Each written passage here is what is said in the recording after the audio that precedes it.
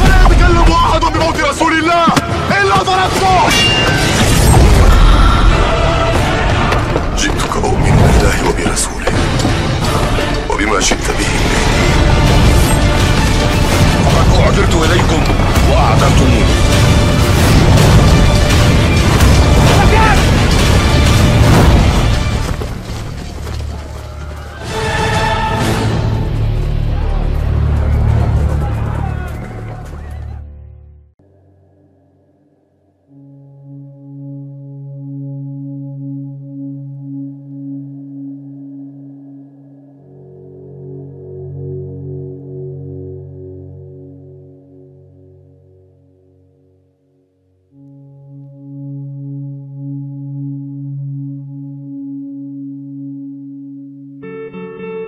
Pada akhir zaman, dalam berbagai riwayat eskatologis yang berkembang dalam tradisi Islam, terutama dari hadis-hadis Nabi Muhammad yang diriwayatkan oleh sejumlah sahabat, disebutkan bahwa akan muncul seorang tokoh besar yang dikenal sebagai Al-Mahdi. Al-Mahdi adalah seorang pemimpin akhir zaman yang akan datang untuk menegakkan keadilan, menghancurkan kezaliman, dan mempersiapkan kedatangan Nabi Isa bin Maryam yang akan turun dari langit untuk menumpas Dajjal. Salah satu narasi yang cukup mencolok dan banyak dibicarakan oleh para ahli tafsir dan ulama berkaitan dengan tempat bernama Isfahan, sebuah kota di wilayah Iran modern. Dalam beberapa riwayat disebutkan bahwa pasukan Dajjal, sosok yang akan menjadi musuh utama umat manusia di akhir zaman, akan terdiri dari 70.000 orang Yahudi dari Isfahan. Mereka disebutkan akan mengenakan jubah-jubah panjang berwarna hijau atau kuning dan akan menjadi pasukan inti dari Dajjal. Ketika Dajjal menyebarkan fitnahnya di muka bumi, menggoda umat manusia dengan kekuasaan, makanan, dan tipu daya teknologi yang luar biasa, dunia akan jatuh ke dalam kekacauan. Banyak orang tertipu oleh kekuatan Dajjal, menyangkanya sebagai Tuhan karena kemampuannya menghidupkan orang mati, menghentikan hujan, dan membuat tanah menjadi subur atau tandus sesuka hatinya. Dalam situasi itulah, para pengikut Dajjal, termasuk kaum Yahudi dari Isfahan, berperan aktif menyebarkan pengaruh dan kekuasaannya. Namun, di tengah kekacauan itu, muncullah Al-Mahdi yang dibaiat di Makkah. Ia memimpin kaum mukmin sejati dalam perjuangan panjang melawan kebatilan. Ia mengembalikan keadilan dan menegakkan syariat yang telah lama terabaikan. Dalam perjalanannya, ia menyatukan umat Islam dari berbagai belahan dunia, mempersiapkan pasukan yang disiplin dan penuh keyakinan, bukan hanya secara fisik, tetapi juga spiritual. Puncak dari pertarungan antara kebenaran dan kebatilan ini terjadi di Syam, tepatnya di sekitar Damaskus dan Baitul Maqdis. Ketika Dajjal tiba di kawasan tersebut, bersiap menghabisi pasukan Al-Mahdi, langit tiba-tiba terbelah dan turunlah Isa bin Maryam dengan tangan di atas 2 malaikat. Ia turun di Menara Putih sebelah timur Damaskus. Ketika orang-orang melihat Nabi Isa, mereka segera mengetahui bahwa penyelamat sejati telah datang. Isa bin Maryam lalu bergabung dengan Al-Mahdi dan pasukannya. Ia tidak datang membawa syariat baru, melainkan mengikuti hukum yang dibawa oleh Nabi Muhammad. Ia menjadi sosok yang akan membunuh Dajjal, karena Dajjal tidak akan bisa dibunuh oleh siapapun kecuali oleh Nabi Isa. Ketika Dajjal melihat Isa bin Maryam, ia pun mulai meleleh seperti garam yang mencair dalam air. Ia pun melarikan diri, tetapi Isa mengejarnya hingga ke gerbang Lud di Palestina, dan di sanalah Dajjal dibunuh. Setelah Dajjal terbunuh, kekuatan pasukannya mulai melemah. Kaum Yahudi dari Isfahan yang menjadi pengikut setia Dajjal mulai tercerai-berai. Mereka lari dan bersembunyi di balik batu-batu dan pepohonan. Namun, sebagaimana disebutkan dalam hadis yang masyhur, bahkan batu dan pohon akan bersuara dan berkata, "Wahai Muslim, ini ada Yahudi di belakangku, kemarilah dan bunuh dia." Hanya satu jenis pohon yang tidak akan berkata demikian, yaitu pohon Garqad, karena pohon ini adalah pohon yang dipelihara oleh orang-orang Yahudi.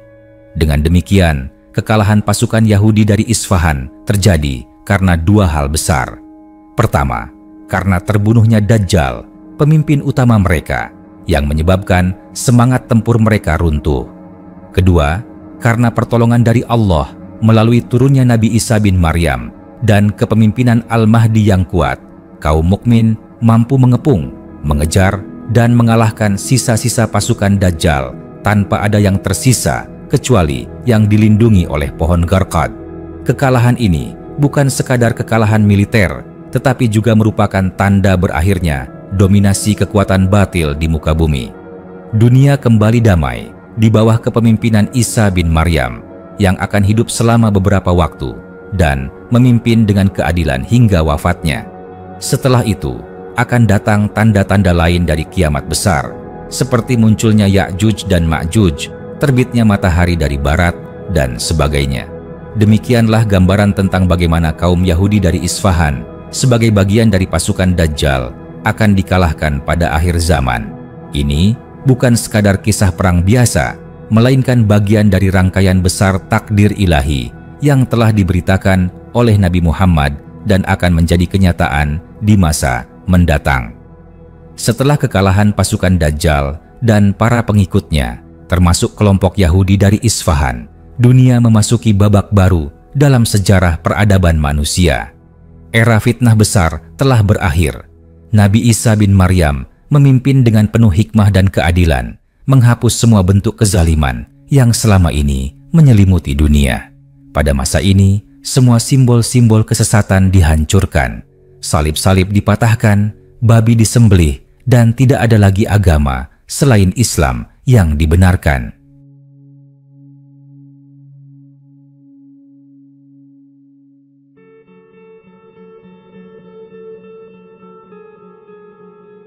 Ini bukan dalam konteks paksaan atau pemaksaan keyakinan, melainkan karena kebenaran telah tampak nyata.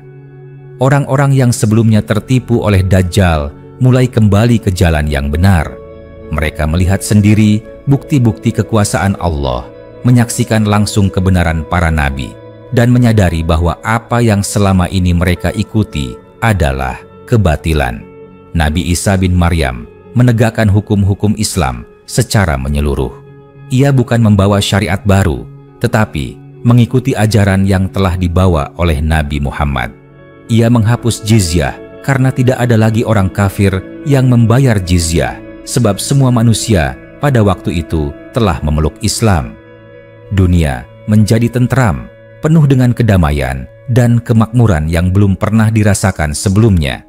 Kaum Yahudi dari Isfahan yang sebelumnya menjadi kekuatan penting dalam pasukan Dajjal, kini tinggal kenangan. Jejak mereka dihapus dari sejarah sebagai peringatan bagi generasi mendatang akan akibat dari berpihak kepada kebatilan dan menolak kebenaran. Para ulama menyebut bahwa kekalahan mereka bukan hanya karena kalah jumlah atau senjata, tetapi karena kehilangan keberkahan dan perlindungan dari Allah. Mereka berdiri di pihak yang salah, bersama pemimpin yang sesat dan menentang kebenaran yang sudah nyata. Dalam keadaan dunia yang mulai tenang, umat manusia kembali hidup dalam ketundukan kepada Allah. Tanah menjadi subur, hujan turun dengan teratur, dan keberkahan melimpah dari langit dan bumi. Tidak ada lagi permusuhan antar manusia, bahkan binatang buas hidup damai dengan manusia. Anak-anak bermain bersama singa, dan ular tidak lagi berbisa. Nabi Isa hidup selama beberapa tahun, dan pada akhirnya wafat sebagaimana manusia lainnya. Setelah wafatnya Nabi Isa, dunia perlahan akan kembali mengalami kemunduran spiritual. Manusia mulai lupa, generasi yang menyaksikan keajaiban akhir zaman mulai sirna. Keimanan mulai melemah, hingga tibalah waktu kemunculan Ya'juj dan Ma'juj, dan berlanjut ke tanda-tanda besar lainnya sebelum terjadinya hari kiamat. Namun, kekalahan Yahudi Isfahan tetap menjadi bagian penting dari narasi akhir zaman. Ia menjadi contoh abadi tentang bagaimana fitnah terbesar dalam sejarah manusia, yakni Dajjal dan pasukannya, akhirnya tunduk di bawah kekuasaan Allah melalui tangan dua nabi yang dijanjikan, Al-Mahdi dan Isa bin Maryam. Ini menjadi pelajaran bahwa tidak ada kekuatan, seberapa besar pun, yang bisa melawan kebenaran jika Allah sudah berkehendak untuk menghapus kebatilan.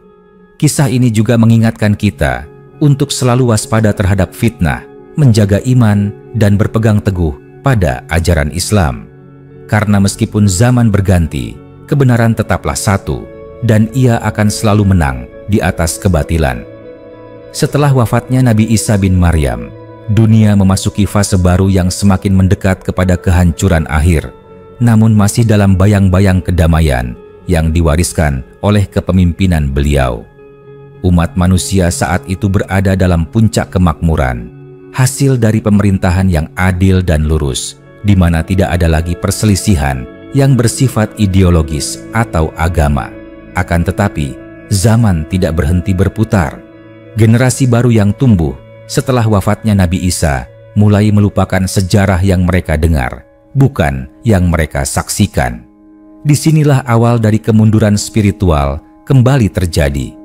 Perlahan, manusia kembali terjebak dalam cinta dunia. Mereka mulai mengejar kekayaan, kekuasaan, dan kenikmatan hidup, serta melalaikan ajaran-ajaran yang telah ditegakkan dengan penuh perjuangan. Masjid-masjid mulai kosong, Al-Quran hanya dibaca untuk hiasan atau seremonial, dan nilai-nilai agama mulai tergeser oleh ambisi-ambisi duniawi. Dalam keadaan seperti itu, Allah kembali menguji umat manusia dengan berbagai tanda kiamat besar.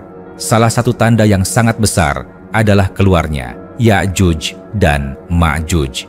Mereka adalah dua suku besar yang sebelumnya telah dikurung di balik dinding besi oleh seorang raja adil yang disebut dalam Al-Quran, yaitu Zulkarnain. Setelah ribuan tahun terpenjara, mereka berhasil keluar dan menyerbu bumi dengan kekuatan luar biasa. Mereka menyebar dengan cepat, menghancurkan apa saja yang mereka lewati, dan menebar kekacauan tanpa bisa dihentikan oleh siapapun. Pada fase inilah, manusia menyadari bahwa kemakmuran yang mereka nikmati pasca kekalahan Dajjal dan pengikutnya bukanlah sesuatu yang abadi. Ya'juj dan Ma'juj muncul sebagai simbol kebangkitan fitnah akhir zaman yang tidak dapat ditandingi kekuatan duniawi.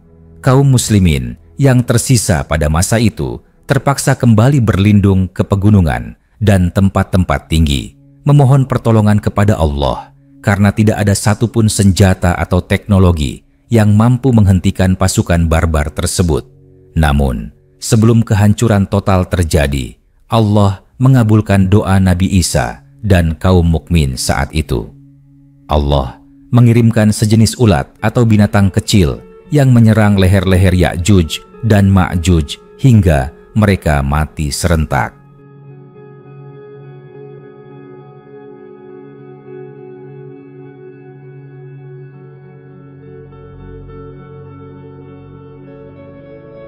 Bumi pun kembali tenang, tetapi tubuh mereka memenuhi permukaan bumi dan menimbulkan bau busuk yang sangat menyengat.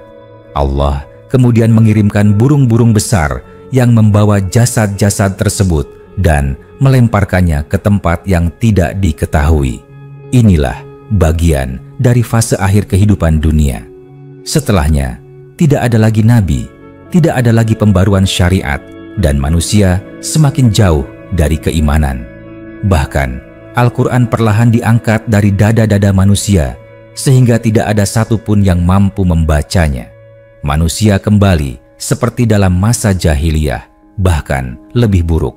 Hingga akhirnya, datanglah hari di mana matahari terbit dari arah barat, bukan dari timur. Ini adalah tanda yang sangat besar bahwa pintu taubat telah ditutup. Tidak ada lagi amal baik yang diterima, tidak ada lagi keimanan yang diperhitungkan jika baru datang saat itu. Manusia benar-benar kehilangan kesempatan terakhir mereka. Lalu muncul pula Dabbatul Ard, seekor binatang yang keluar dari bumi dan berbicara kepada manusia, menandai siapa yang beriman dan siapa yang kafir. Dan kemudian diiringi dengan kehancuran alam semesta, gunung-gunung beterbangan, laut meluap, dan langit terbelah. Malaikat Israfil pun meniup sangkakala, dan seluruh makhluk hidup mati seketika. Dalam kerangka besar peristiwa akhir zaman itu, kekalahan Yahudi Isfahan menjadi salah satu momen penting yang mengawali kembalinya kekuasaan kebenaran sebelum bumi mengalami kehancuran total. Kekalahan mereka bukan hanya simbol tumbangnya kekuatan batil, tetapi juga menjadi pelajaran sejarah bahwa kekuatan apapun yang bersekutu dengan kezaliman, sebesar apapun jumlah atau kecanggihan mereka, akan kalah ketika kebenaran datang dengan izin Allah. Dan kisah ini akan terus hidup dalam ingatan umat beriman sebagai pengingat bahwa dunia ini fana, bahwa kebenaran pasti menang, dan bahwa setiap manusia harus bersiap menyongsong akhir zaman dengan iman yang kokoh dan keyakinan yang kuat. Setelah seluruh tanda-tanda besar kiamat berlalu, bumi berada dalam keadaan yang sangat sunyi dan mencekam. Tidak ada lagi nabi, tidak ada lagi wahyu, dan manusia yang tersisa adalah mereka yang paling buruk akhlaknya.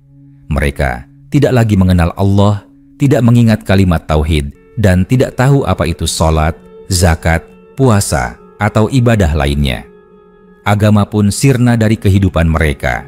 Dalam kondisi seperti itu, datanglah angin lembut yang dikirim oleh Allah dari arah Yaman. Angin ini bukan angin biasa. Ia bertiup perlahan, namun setiap orang yang di dalam hatinya terdapat seberat biji sawi keimanan akan meninggal dunia dalam tidur mereka. Tidak terasa, tidak menyakitkan, melainkan seolah-olah mereka menghembuskan napas terakhir dalam kedamaian. Maka, tinggallah manusia-manusia yang benar-benar tidak mengenal iman, dan pada merekalah kehancuran bumi terjadi sepenuhnya. Generasi terakhir umat manusia ini akan kembali hidup seperti hewan, mengikuti naluri dan hawa nafsu. Mereka tidak memiliki nilai, tidak mengenal hukum, dan hidup hanya untuk makan, minum, dan memuaskan diri. Dalam riwayat disebutkan, pada masa ini orang akan berzina di tengah jalan, sebagaimana binatang melakukannya tanpa rasa malu, dan yang menyaksikan pun tidak akan mengingkarinya. Saat itulah datang perintah Allah kepada malaikat Israfil untuk meniup sangkakala sebagai tanda kiamat. Tiupan pertama akan membuat seluruh makhluk hidup mati, termasuk hewan-hewan, jin, dan manusia. Gunung-gunung hancur menjadi debu, laut meluap dan menguap, langit digulung seperti lembaran kitab, dan matahari digelapkan. Seluruh struktur alam semesta dihancurkan oleh kehendak Allah. Setelah dunia hancur total, langit dan bumi diganti dengan ciptaan baru yang tidak kita kenal bentuk dan keadaannya. Inilah saat kebangkitan, di mana seluruh manusia dari zaman Nabi Adam hingga manusia terakhir dibangkitkan dalam keadaan telanjang, tidak beralas kaki, dan belum dihitan. Mereka dibangkitkan menuju padang mahsyar untuk mempertanggungjawabkan semua amal selama hidup di dunia. Di padang mahsyar, matahari didekatkan hingga jaraknya hanya 1 mil, dan manusia berada dalam berbagai keadaan sesuai kadar amalnya. Ada yang tenggelam dalam keringat hingga mata kaki, lutut, dada, bahkan sampai tenggorokan. Para nabi diberi kedudukan mulia, dan Nabi Muhammad menjadi syafaat terbesar bagi umat manusia, memohon kepada Allah agar dimulai hisab, agar penderitaan manusia tidak berlarut-larut.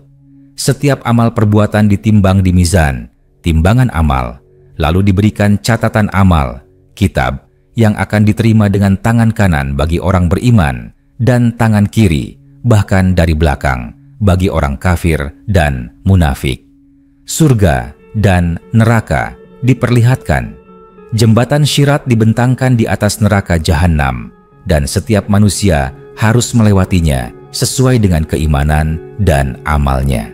Ada yang melintas secepat kilat, ada yang seperti angin, ada yang berjalan, merangkak, hingga terjatuh ke dalam neraka.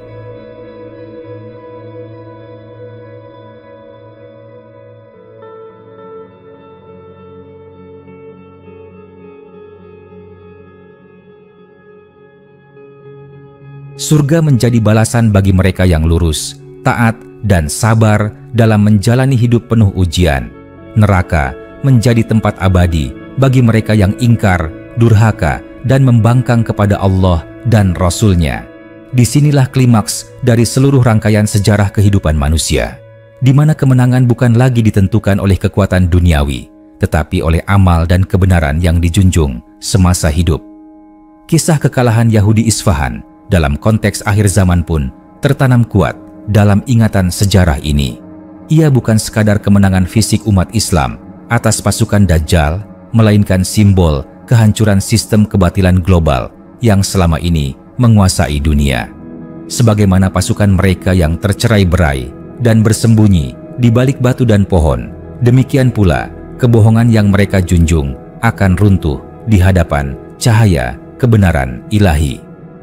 Pelajaran besar dari kisah ini adalah bahwa siapapun yang memilih untuk berdiri di pihak kebenaran, bersabar dalam ujian, dan tetap istiqomah dalam iman, maka tempat kembali mereka adalah surga yang abadi. Sebaliknya, mereka yang membela kebatilan, sekalipun memiliki kekuatan, teknologi, atau kekuasaan, pada akhirnya akan hancur bersama sistem yang mereka bangun. Akhir zaman bukan hanya tentang peperangan dan tanda-tanda besar, tetapi tentang ujian iman yang paling dahsyat. Mereka yang mampu melewatinya dengan keimanan teguh akan menjadi bagian dari sejarah mulia. Mereka yang tertipu oleh fitnah, kekuasaan, dan keindahan dunia akan menjadi pelajaran pahit bagi generasi setelahnya, jika masih ada. Dan dari seluruh rangkaian itu, kita sebagai umat Islam hari ini diingatkan untuk mempersiapkan diri, bukan dengan membangun kekuatan senjata, tetapi dengan memperkuat iman, menuntut ilmu yang benar, mendidik generasi dengan akhlak Islam, serta memperbanyak amal syalih sebagai bekal menuju hari ketika semua tirai dunia akan terbuka dan kebenaran menjadi nyata. Setelah semua makhluk dibangkitkan dan melalui fase hisab serta penimbangan amal, tibalah saat di mana setiap jiwa akan mendapatkan balasannya secara mutlak, adil, dan tidak ada satupun yang terzalimi. Inilah momen di mana semua penantian dan penyesalan mencapai puncaknya. Mereka yang selama di dunia memperjuangkan kebenaran, menahan hawa nafsu, menjaga keimanan di tengah ujian dan godaan, termasuk mereka yang dahulu berdiri bersama Al-Mahdi dan Nabi Isa dalam menghadapi Dajjal dan pengikutnya, seperti kaum Yahudi dari Isfahan, akan dipanggil satu persatu menuju surga. Surga tidak bisa dilukiskan dengan sempurna oleh bahasa manusia. Ia adalah tempat di mana segala keinginan terwujud tanpa batas. Tidak ada rasa sakit, tidak ada kematian, dan yang terpenting, tidak ada lagi ketakutan dan kesedihan. Para penghuni surga akan melihat wajah Allah dengan penuh kenikmatan, sebuah karunia terbesar yang tidak bisa dibandingkan dengan kenikmatan apapun. Mereka hidup abadi, muda selamanya, kuat selamanya, dan damai selamanya. Sementara itu, para pendosa, para pemimpin kebatilan, mereka yang menolak kebenaran, padahal telah nyata di hadapan mereka, akan dilemparkan ke dalam neraka. Kaum Yahudi yang menjadi pengikut setia Dajjal, terutama dari Isfahan, akan menjadi bagian dari golongan yang mendapatkan azab paling pedih. Mereka tidak hanya berdosa karena kesyirikan, tetapi juga karena secara aktif mendukung pemimpin fitnah terbesar dalam sejarah umat manusia. Dalam neraka, azabnya tidak pernah berkurang. Kulit mereka hangus, lalu diganti dengan kulit baru untuk merasakan azab lagi dan lagi. Makanan mereka adalah zakum yang berduri tajam dan mendidih dalam perut. Minuman mereka adalah air yang sangat panas, dan tempat tinggal mereka adalah lembah-lembah yang gelap dan penuh siksaan. Tidak ada cahaya, tidak ada harapan, dan tidak ada kematian sebagai jalan keluar. Neraka menjadi tempat kekal bagi mereka yang mengingkari Allah dan memusuhi para nabinya. Namun, bagi sebagian orang yang memiliki iman meskipun kecil, tetapi banyak melakukan dosa, ada kemungkinan mendapat syafaat. Nabi Muhammad akan memberi syafaat bagi umatnya yang berdosa. Begitu pula para nabi lainnya, para malaikat, dan bahkan Al-Quran. Orang-orang ini bisa saja dikeluarkan dari neraka setelah masa tertentu, tergantung kadar iman dan dosa yang mereka miliki. Tetapi bagi Dajjal dan pengikut inti kejahatannya, termasuk Yahudi Isfahan yang menyokongnya, tidak ada syafaat karena mereka telah memilih untuk berperang langsung melawan kebenaran dengan penuh kesadaran. Setelah semua urusan selesai, jembatan sirat dilewati, surga dan neraka ditempati, dan keadilan Allah ditegakkan secara mutlak, maka malaikat maut pun diperintahkan untuk mencabut satu nyawa terakhir, nyawa kematian itu sendiri. Ia disembelih di antara surga dan neraka, lalu diumumkan bahwa tidak akan ada lagi kematian. Penghuni surga hidup selamanya dalam kenikmatan. Penghuni neraka hidup selamanya dalam siksaan. Disinilah waktu berhenti, sejarah berhenti, dan kehidupan kekal dimulai.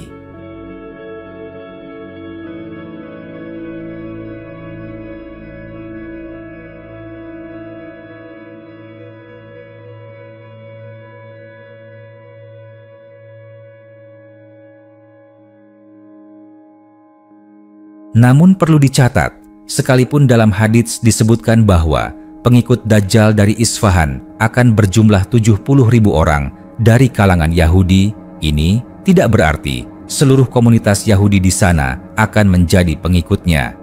Islam tidak membenarkan penghakiman kolektif berdasarkan etnis atau agama, karena setiap manusia akan dimintai pertanggungjawaban atas perbuatannya sendiri.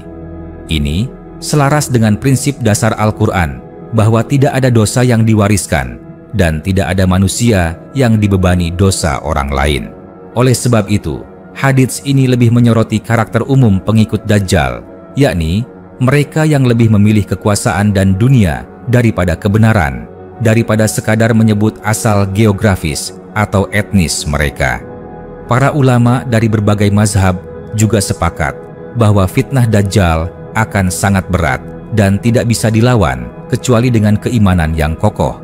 Banyak sahabat Rasulullah bahkan merasa ngeri dan menangis ketika mendengar kisah tentang Dajjal, sebab mereka sadar fitnah ini bukan fitnah biasa, tetapi akan mengguncang akal, iman, dan bahkan bisa membuat orang-orang saleh pun goyah apabila tidak mendapatkan perlindungan dari Allah.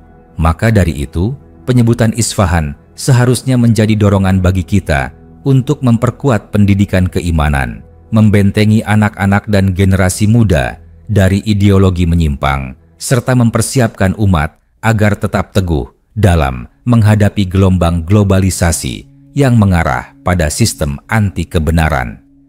Isfahan hari ini tetaplah kota bersejarah yang menjadi saksi perjalanan panjang peradaban Islam dan Persia.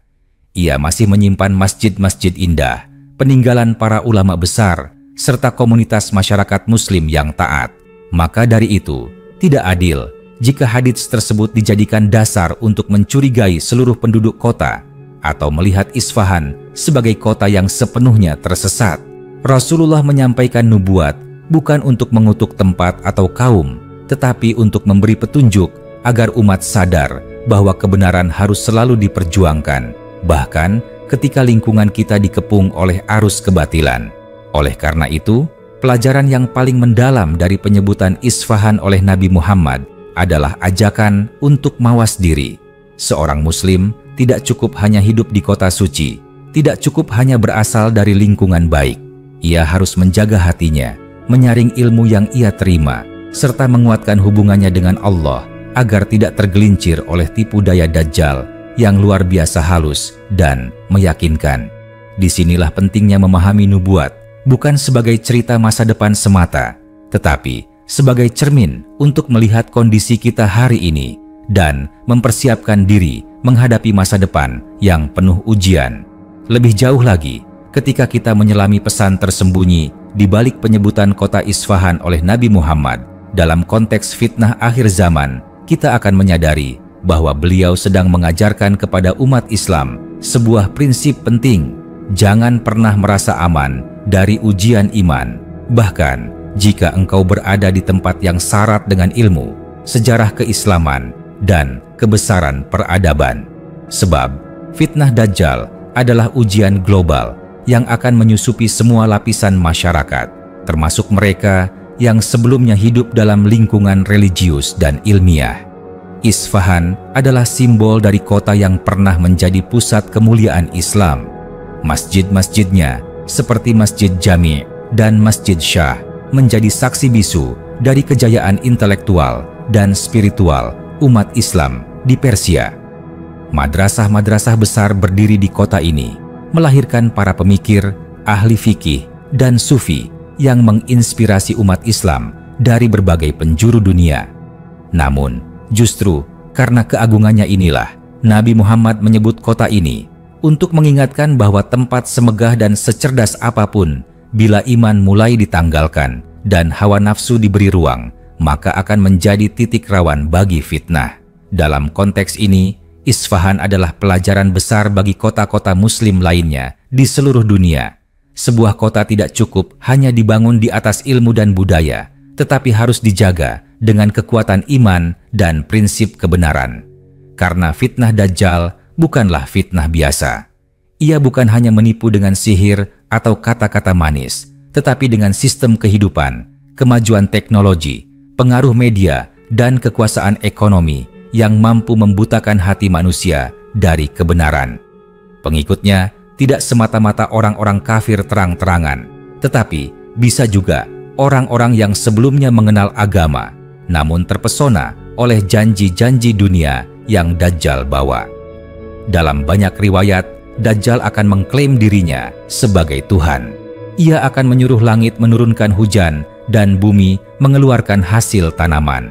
Ia akan membunuh seseorang lalu menghidupkannya kembali. Semua itu hanya ilusi yang tampak seperti mukjizat.